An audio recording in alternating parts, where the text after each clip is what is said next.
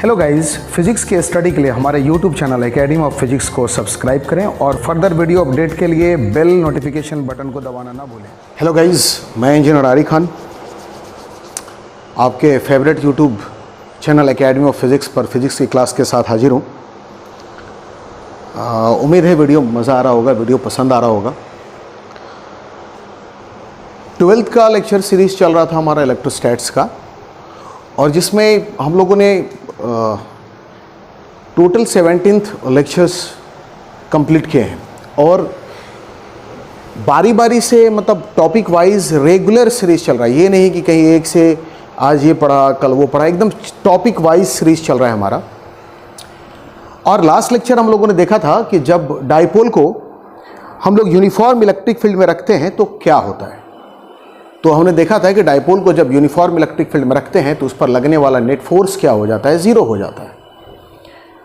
और जब हमने देखा था कि वहाँ पे कि जब dipole non uniform electric field में था तो अपने आप को इक्विलिब्रियम में कर लिया था, वो अपने आप को अलाइन कर लिया था इलेक्ट्रिक फील्ड के डायरेक्शन में और इक्विलिब्रियम में पड़ा हुआ था।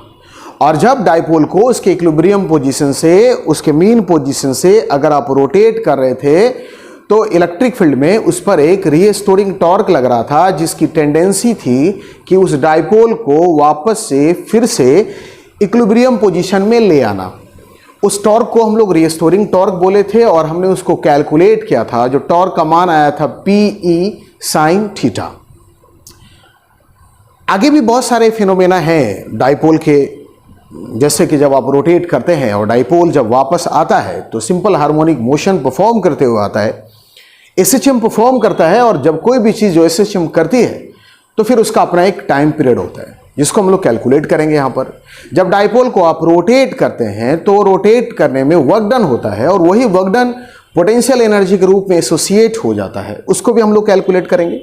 लेकिन आज हम एक फिनोमेना और देखना चाहते हैं कि जब उस डाइपोल को हम नॉन यूनिफॉर्म इलेक्ट्रिक फील्ड में रखते थे या रखें तो क्या होगा। क्या उस पर लगने वाला नेट फोर्स जीरो होगा?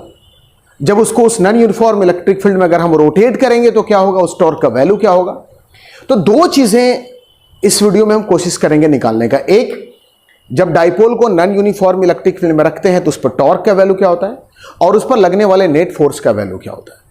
अब जरा गौर से देखिए, ये हमारा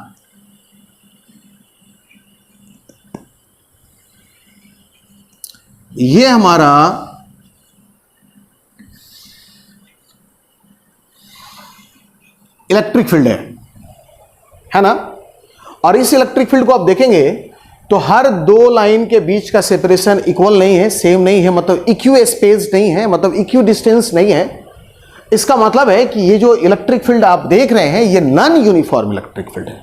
नॉन यूनिफॉर्म इलेक्ट्रिक फील्ड का कहने का मतलब कि जो इलेक्ट्रिक फील्ड का जो वैल्यू होगा वो थ्रू आउट द रीजन, पूरे के पूरे रीजन में अलग अलग जगह पर उसका वैल्यू क्या होगा, आपका अलग अलग होगा।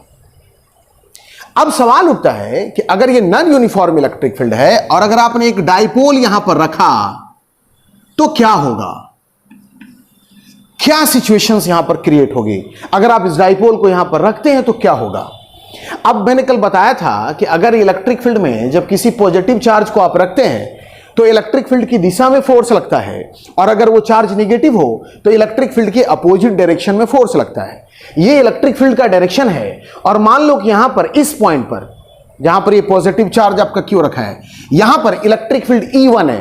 कितना है? E1। तो इलेक्ट्रिक फील्ड के डायरेक्शन में मान लीजिए फोर्स कितना लग गया आपका, QE1 है ना। और ये नेगेटिव चार्ज है और आप जानते हैं कि इलेक्ट्रिक फील्ड में नेगेटिव चार्ज पर जो फोर्स लगेगा वो इलेक्ट्रिक फील्ड के अपोजिट डायरेक्शन में लगेगा। देखो इलेक्ट्रिक फील्ड का डायरेक्शन ये है। अगर आप अपोजिट डायरेक्शन की बात करें, मतलब फोर्स इस तरफ लगा, QE2 बोलोगे सर ये E2, यहां पर इलेक्ट्रिक फील्ड का वैल्यू है। याद रहे यहां पर कुछ और इलेक्ट्रिक फील्ड होगा, यहां पर कुछ और इलेक्ट्रिक फील्ड होगा, दोनों सेम नहीं होंगे। क्यों नहीं होंगे? क्योंकि ये नॉन यूनिफॉर्म इलेक्ट्रिक फील्ड है। अब दोनों फोर्स अलग अलग हैं। मान लो कोई मुझे इधर 100 न्यूटन से खींच रहा है, कोई अगर इधर 60 न्यूटन से खींच रहा है, तो मेरे ऊपर नेट फोर्स कितना लग गया, 40 इस तरफ। लेकिन कोई इधर अगर 100 न्यूटन से खींचे, इधर भी कोई 100 न्यूटन से खींचे, तब फिर मेरे ऊपर नेट फोर्स कितना लगेगा, 0। तो यहां पर दोनों फोर्स अलग अलग हैं। यूनिफॉर्म इलेक्ट्रिक फील्ड में हमने देखा था, याद कीजिए आप लास्ट लेक्चर को, वहां पर ये दोनों फोर्स सेम थे, तो इस डाइपोल पर लगने वाला नेट फोर्स क्या हो रहा था? जीरो हो रहा था। यहां पर क्लियर है कि इस डाइपोल पर जो लगने वाला नेट फोर्स होगा, चाहे F1 बड़ा हो F2 से या F2 बड़ा हो F1 से, वो कभी भी जीरो के बराबर नहीं होगा। कितना होगा वो हम लोग कैलकुलेट करेंगे इस वीडियो में। इस बात की गारंटी है कि अगर डाइपोल को अगर आपने नॉन यूनिफॉर्म इलेक्ट्रिक फील्ड में रख दिया है तो फिर कभी भी उस पर लगने वाला नेट फोर्स आपका क्या? जीरो नहीं होगा। कितना होगा देखते हैं वीडियो में क्या होता है। नंबर एक बात, वहां क्या था कि जब डाइपोल को आप यूनिफॉर्म इलेक्ट्रिक फील्ड में रखे थे तो उस पर लगने वाला नेट फोर्स क्या हो गया था? हमारा जीरो हो गया था। लेकिन यहां पर जब डाइपोल को अगर आप नॉन यूनिफॉर्म इलेक्ट्रिक फील्ड में रखेंगे तो कभी भी इस पर लगने वाला नेट फोर्स जीरो नहीं होगा। बात समझ में आई? अच्छा, अब इससे थोड़ा सा इतर, थोड़ा सा अलग, हम इससे पहले कि इस फोर्स को कैलकुलेट करें, हम कैलकुलेट करना चाहते हैं कि टॉर्क कितना लगेगा अगर इस डाइपोल को अगर आप इस नॉन यूनिफॉर्म इलेक्ट्रिक फील्ड में रोटेट कराएं तो मान लो, सपोज करो कि ये आपका नॉन यूनिफॉर्म इलेक्ट्रिक फील्ड है, ये आपका नॉन यूनिफॉर्म इलेक्ट्रिक फील्ड है, लाइक दिस मैंने मान लिया है ना, ये नॉन यूनिफॉर्म इलेक्ट्रिक फील्ड है और डाइपोल इस तरह से रखा हुआ था। अब डाइपोल को स्लाइटली रोटेट करें, स्लाइटली क्यों रोटेट करते हैं मैंने लास्ट लेक्चर वीडियो में मैंने सारा चीज बताया है। अगर आप डाइपोल को मान लो कि स्लाइटली आपने रोटेट करा दिया, ये इसका पॉजिटिव चार्ज और ये इसका नेगेटिव चार्ज, रोटेट जो कराया आपने, जैसे डमरू होता है उसका बीच जो सेक्शन होता है उसको पकड़ के आप इस तरह से करते, तो ये डाइपोल का बीच वाला सेक्शन है, मैंने कल बताया था कि अगर ये स्केल है, डाइपोल है, एक चार्ज यहां एक चार्ज यहां, तो आप इस तरह से रोटेट कराओ रहे हो। आप चाहो तो इस तरह से भी रोटेट करा सकते हो, लेकिन हम ये मिडिल पोर्शन ले रहे हैं, ये मेरा रोटेशनल एक्सिस है और ये हम डाइपोल को क्या करें? स्लाइटली रोटेट करा रहे। मान लो आपका एंगल ऑफ रोटेशन कितना है? थीटा है ना। और आपको याद हो कि मैंने कहा था कि ये सेंटर पॉइंट है और इन दोनों चार्ज के बीच की दूरी मैंने 2l मानी थी। अगर ये बीच का पॉइंट है तो ये भी l हो गया और ये भी आपका क्या हो गया? l हो गया। बात समझ में आई? अब जब आप इसको रोटेट कर दिया आपने एंगल थीटा से, तो इलेक्ट्रिक फील्ड इसको बोलेगा कि तुम इतना अच्छा तो इक्विलिब्रियम पोजीशन में थे, तुम क्यों रोटेट हुए? तब ये डाइपोल इलेक्ट्रिक फील्ड को बोलेगा कि सर मैं रोटेट नहीं हुआ, बल्कि मुझे रोटेट कराया गया, मुझे किसी एक्सटर्नल एजेंट ने, किसी बाहरी सोर्स ने मुझे रोटेट कराया, मुझ पर एक्सटर्नल टॉर्क लगाया और जिस कारण से मैं क्या किया? रोटेट कर गया। तो इलेक्ट्रिक फील्ड को ये बिल्कुल पसंद नहीं होगा कि ये डाइपोल यहां पर रोटेट करे। इलेक्ट्रिक फील्ड बोलेगा कि नहीं, तुमको वापस से फिर से उसी पोजीशन में जाना होगा जैसे तुम पहले थे, और इसके लिए इलेक्ट्रिक फील्ड को क्या करना होगा? इस पर एक टॉर्क लगाएगा। क्या लगाएगा? टॉर्क। अब देखो आपने इसको इधर मोड़ा तो आप एक्सटर्नल टॉर्क इधर लगा रहे थे, इलेक्ट्रिक फील्ड को अगर इसको वापस लाना है डाइपोल को, तो इस दिशा में ठीक अपोजिट डायरेक्शन, एक्सटर्नल टॉर्क के ठीक अपोजिट डायरेक्शन में रोटेट करेगा इस तरफ। अब ये वाला सेक्शन मान लो आप कि इस वाले हिस्सा पे टॉर्क लग गया τ1 और इस वाले हिस्सा पे टॉर्क लग गया आपका τ2, और ये दोनों टॉर्क इस तरह से इसको रोटेट करके वापस क्या करेगा? इक्विलिब्रियम पोजीशन में ले आएगा। इसी टॉर्क को हम लोग रीस्टोरिंग टॉर्क कहते हैं। यूनिफॉर्म इलेक्ट्रिक फील्ड में भी हमने रीस्टोरिंग टॉर्क का वैल्यू निकाला था। क्योंकि अब ये नॉन यूनिफॉर्म इलेक्ट्रिक फील्ड है, हम देखते हैं कि यहां पर रीस्टोरिंग टॉर्क का वैल्यू क्या होता है। अब आपको इससे पहले कि हम कैलकुलेशन को आगे बढ़ाएं, एक चीज जो मैंने प्रीवियस लेक्चर में भी बताया था कि मैं मान लेता हूं कि ये हमारा वाई एक्सिस है और मैं मान लेता हूं कि ये मेरा ये यहां से यहां तक ये वाला ये डिस्टेंस, इसको पोजीशन वेक्टर हम r1 मानते हैं, और ये जो डिस्टेंस है इसको पोजीशन वेक्टर हम r2 मान लेते हैं।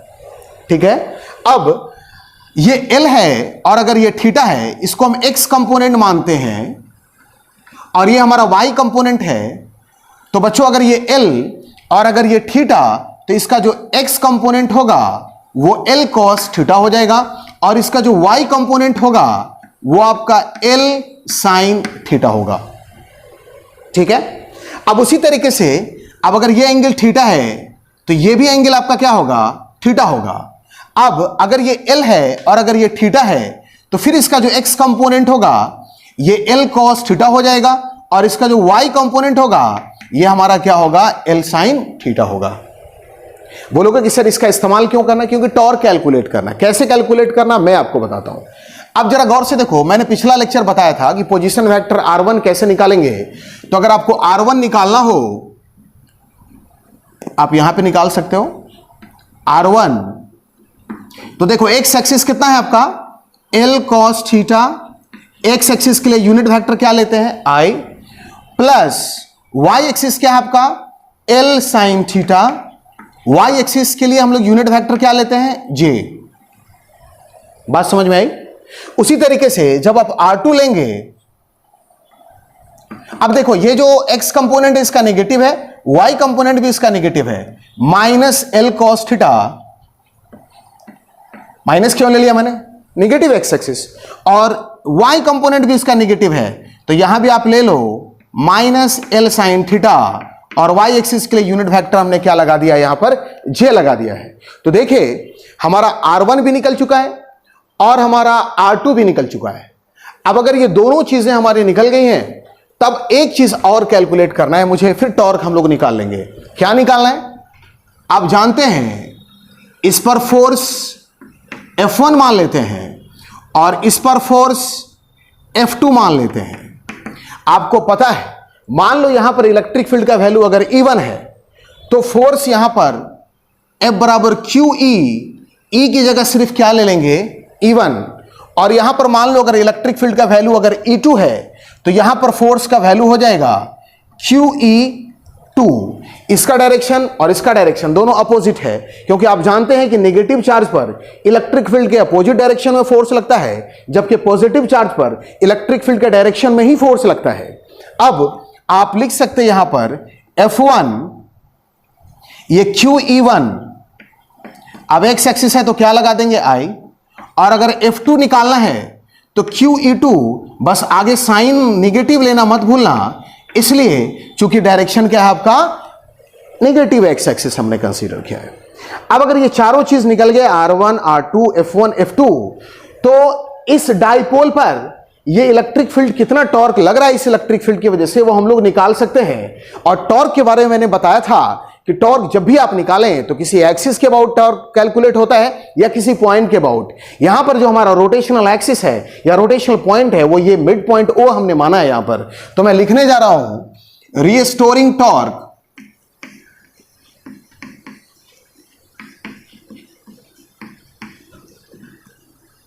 About point O।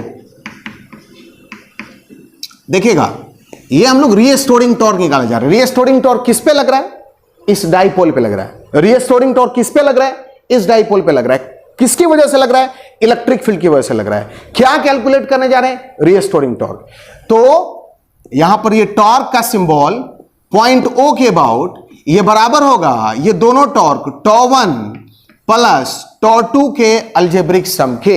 ये जो आप τ1 देख रहे हैं पिंक कलर वाला और ये τ2, इन दोनों टॉर्क का मान निकाल के अगर जोड़ दिया जाए तो इस डाइपोल पर लगने वाला रीस्टोरिंग टॉर्क का वैल्यू हम लोग कैलकुलेट कर सकते हैं। तो चलो τ1 मैंने बताया था force into perpendicular distance torque के फॉर्मूला होते हैं। यहां पर τ1 की जगह हम लिखेंगे R1 क्रॉस F1 और τ2 की जगह R2 क्रॉस F2। सिंपल है ना। अब सेम चीजें जो मैंने पिछला वीडियो में बताया, अब R1 की वैल्यू आप पुट कर लो यहां पर L cos theta I plus L sin theta J cross F1 की वैल्यू पुट कर लो आप QE1 I, है ना।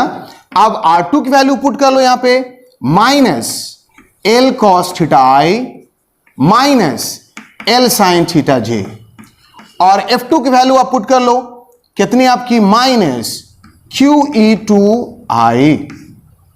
जब हमने सारे वैल्यू पुट कर लिए, ये सेक्शन अलग है आपका। अब बस मल्टीप्लीकेशन करेंगे क्रॉस प्रोडक्ट। आपको मालूम है कि आई क्रॉस आई क्या होता है, जीरो होता है, सेम सेम का क्रॉस प्रोडक्ट। और जे क्रॉस आई पिछले वीडियो मैंने बताया था, जे क्रॉस आई होता है माइनस के। अगर आई क्रॉस जे करते तो के, और जे क्रॉस आई अगर आप करोगे तो माइनस के। तो चलो हम लोग यहां पे आते हैं, आई क्रॉस आई जीरो, और यहां पर ये Q E one L sine theta, और जे क्रॉस आई की जगह आपने क्या कर दिया, माइनस के। देखना ये बहुत इंटरेस्टिंग और यहां पे बहुत कुछ सीखने को है। फिर आई क्रॉस आई ये आपका जीरो हो गया, माइनस माइनस प्लस।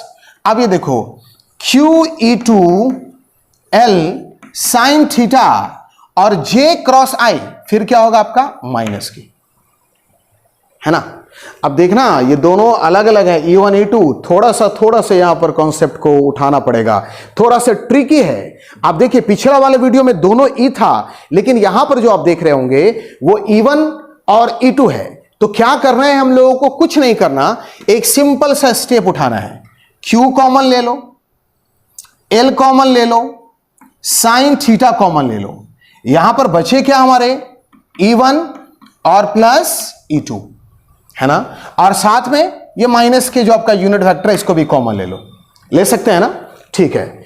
अब देखो इसी में मैं एक चेंज करने जा रहा हूं, थोड़ा सा देखना। अच्छा ऐसा कर सकते हैं ना कि नीचे 2 से डिवाइड कर रहे हैं इसको, और यहां पर 2 से मल्टीप्लाई कर दिया, कोई शक, ऊपर नीचे 2 से 2 कैंसिल होगा तो फिर से यही सिचुएशन आ जाएगा। देखना जरा, एक फॉर्मूला हम लाना चाह रहे थे, तो नीचे यहां पे 2 से डिवाइड कर दिए, और यहां पर इसको 2 से क्या कर दिए, मल्टीप्लाई कर दिए, ठीक है। अब क्या हो गया, हम मान लेते हैं कि लेट E1 प्लस E2 और बाई 2 इसको हम E मान लेते हैं, ठीक है। इस पूरे वैल्यू को E1 प्लस E2 और बाई 2 इसको हमने क्या मान लिया, E मान लिया। पिछला लेक्चर में जो आप देखेंगे तो ऑलरेडी वहां पर E था, इस बार हमने क्या माना है, E1 प्लस E2 बाई 2 बराबर क्या कैलकुलेट कर लिया, मैंने मान लिया है, कंसीडर कर लिया है E। अब इससे क्या फायदा हमारा होने जा रहा है, जरा गौर से देखिए। टॉर्क की जो वैल्यू आ गई हमारी, वो हमारी आ गई यहां पर, जरा गौर से देखिए, Q क्रॉस ये 2L लिख सकते हैं इसको, Q क्रॉस 2L, और इस पूरे की जगह पर हमने क्या ले लिया है, E ले लिया। और यहां पर हमारा क्या है, साइन थीटा, और ये हमारा क्या है, माइनस के, है ना। अब जब इतना स्टेप आ गया, अगर आप इतना समझ गए, तब फिर हम अगले स्टेप्स की तरफ यहीं पे कैलकुलेट करने की कोशिश कर रहे हैं, या हम उम्मीद करें ये वाला सेक्शन आपका हो गया है, हम इसको यहां पर उठा करके ले जा रहे हैं। जरा गौर से देखना, हम इसको डिलीट कर रहे हैं, मिटा रहे हैं यहां से।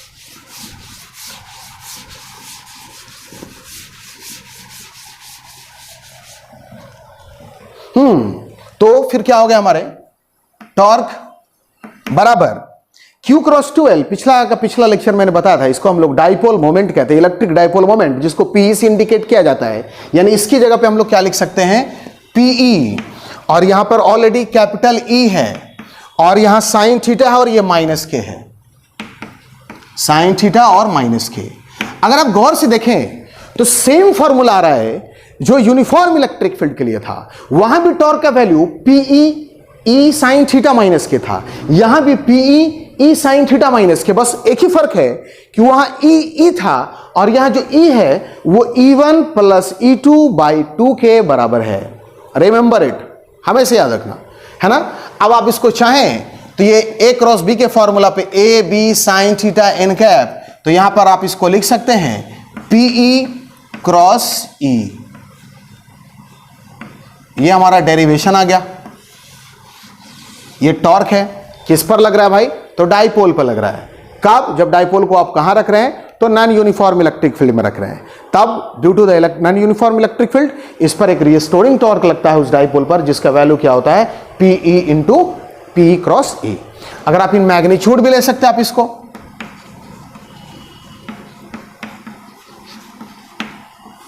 इन मैग्नीट्यूड की अगर आप बात करें तो टॉर्क बराबर ये PE E साइन थीटा, और आप जानते हैं कि यूनिट वेक्टर का मैग्नीट्यूड क्या होता है, 1। यूनिट वेक्टर का मैग्नीट्यूड क्या होता है, 1। तो K एक यूनिट वेक्टर है तो इसका मैग्नीट्यूड 1, तो टॉर्क का वैल्यू क्या हो गया, PE E sine theta. Theta. तो ये था हमारा कि जब किसी डायपोल को आप नॉन यूनिफॉर्म इलेक्ट्रिक फील्ड में रोटेट कराते हैं तो उस पर लगने वाला नेट रीस्टोरिंग टॉर्क का वैल्यू क्या होता है। अब अगले वीडियो में हम लोग देखेंगे कि अब जिस फोर्स की हम बात कर रहे थे, अब इंटरेस्टिंग पॉइंट पे हमारे हैं, जिस फोर्स की हम बात कर रहे थे कि अगर डायपोल को अगर आप नॉन यूनिफॉर्म इलेक्ट्रिक फील्ड में रखते हैं तो उस पर लगने वाला नेट फोर्स क्या होता है वो देखेंगे। फिर अगले वीडियो में हम लोग टाइम पीरियड निकालेंगे, फिर पोटेंशियल एनर्जी निकालेंगे, इलेक्ट्रिक लाइन ऑफ फोर्स पर चर्चा करेंगे, वगैरह वगैरह सारी बातों पर हम लोग बारी बारी से चर्चा करेंगे। तो एक बार इस पूरे को देख जाइए और अपने आरी खान को विदा दीजिए आज के लिए। उम्मीद करते हैं कि आप लोग सब लोग अच्छे होंगे। जिन लोगों ने अब तक वीडियो को लाइक शेयर नहीं किया है, सब्सक्राइब नहीं किया है, सब्सक्राइब करें, नोटिफिकेशन बेल बटन जरूर दबाएं और हर दोस्तों तक गांव-गांव तक हमारे वीडियो को पहुंचाएं। मेरा वादा है कि इस लॉकडाउन तक सारे फिजिक्स को हम लोग कवर करेंगे। बिल्कुल चिंता नहीं करें, 11वीं वाले भी चिंता नहीं करें, उनकी भी सारी वीडियोज अपलोड हो रही हैं, आप बेफिक्र रहें। और मैं आपको एक बात बताता हूं, एनसीईआरटी के सारे न्यूमेरिकल्स के वीडियो मैं अलग से अपलोड करने के लिए जा रहा हूं, एससी वर्मा के सारे न्यूमेरिकल की वीडियो मैं अलग से अपलोड करने जा रहा हूं। मतलब मैं आपके टेंशन को अपने ऊपर लेकर के बेफिक्र कर रहा हूं आपको, बस थोड़ा नेट का इस्तेमाल करें। मैं कोशिश करता हूं कि बहुत लो डेटा पैक अपलोड करो कि आप तक इजी पहुंचे। अपने नेट को बचा के रखें वीडियोस के लिए और हर ग्रुप में शेयर करें हमारे वीडियोस को। कैसा लगता है, पसंद आता है, मुझे फीडबैक जरूर दें। कोई प्रॉब्लम हो तो कमेंट बॉक्स में मुझे लिखें, मैं जरूर या मेरी टीम आपको जवाब देगी। Thank you so much, have a nice day, take care, bye.